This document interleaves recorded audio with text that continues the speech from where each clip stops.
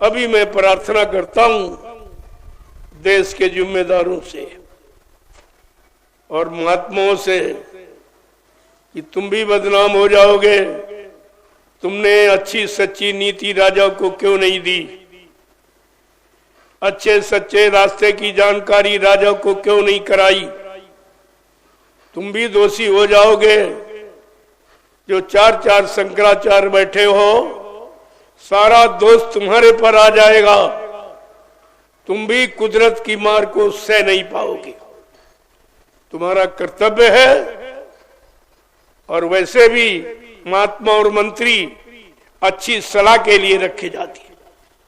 अपने राजा को समय पर अच्छी सलाह दें, अच्छे सच्चे रास्ते पर चलने की प्रेरणा दें, तो उनका कर्तव्य पूरा हो जाए, उनको भी सम्मान मिल जाए और राजा अच्छे काम करे तो प्रजा उनकी भी पूजा करने लगे। मैं कोई निंदा आलोचना नहीं कर रहा हूं। मैं तो हर युग की भांति केवल एक प्रार्थना कर रहा हूं कि मान जाओ तो तुम्हारे लिए, प्रजा के लिए अच्छा रहेगा, राजा प्रजा दोनों के लिए अच्छा रहेगा। और नहीं मानोगे तो तुम जानो, तुम्हारा काम जाने। मेरा फर्ज है कहने बताने का। मैं कह रहा हूं, कोई नहीं कह रहा। पूरे हिंदुस्तान में मेरे सिवा कोई नहीं कह रहा मंच से। ऐसे महाभारत में केवल महात्मा विदुर ने कहा था ये नीति अच्छी नहीं है, ये युद्ध विनाशकारी है, ये विनाश करने की योजना बचेगा कोई नहीं। न राजा के पास पुत्र बचेंगे, न कोई सामान राज्य बचेगा। बहुत सलाह अच्छी दी थी, लेकिन उनकी सलाह को किसी ने माना नहीं, तो उन्होंने इस्तीफा दे दिया, यानी बोलना बंद कर दिया, नीति का उपदेश करना बंद कर दिया। कहने का मतलब यह है, कोई तो कहने वाला होना चाहिए। देश समाज के प्रति, देश समाज परिवारों में रहने वाले लोगों के प्रति किसको प्रेम है, किसको भारत की जनता से लगाव है? क्योंकि जनता राजा के लिए पुत्र के समान होती है। अगर पुत्रवत भाव राजा नहीं करेगा तो वो राजा नहीं माना जाएगा, उसका इतिहास नहीं लिखा जाएगा, और लिखा जाएगा तो बुरा इतिहास लिखा जाएगा, अच्छा नहीं लिखा जाएगा।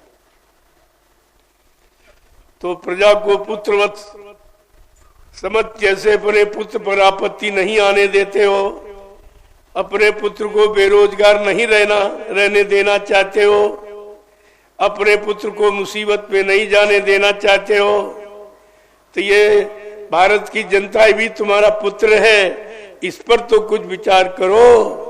अरे कुछ तो तरस खाओ। जो तुम्हारे लिए सब प्रकार से तैयार, सब कुछ तुम्हें दे रही है, अपना मुसीबत उठा रही है, लेकिन तुमको टैक्स महंगाई भर रही है। कुछ विचार करो इस पर। हमारी प्रार्थना है, स्वीकार कर लो, अच्छा है। मैं निंदा आलोचना बुराई के दृष्टिकोण से नहीं कहता हूं।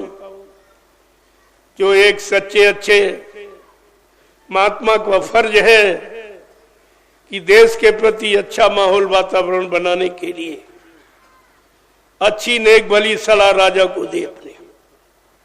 अब राजा न सुने तो वो तो उसकी जिम्मेदारी है, लेकिन मेरा फर्ज है अच्छी सच्चे रास्ते की जानकारी देना। और नहीं मानोगे तो भाई तुम जानो, तुम्हारा काम जाने। लेकिन हिंदुस्तान में कोई ये कह नहीं सकता कि कोई कहने वाला नहीं था। सब हाँ में हाँ मिलाने वाले।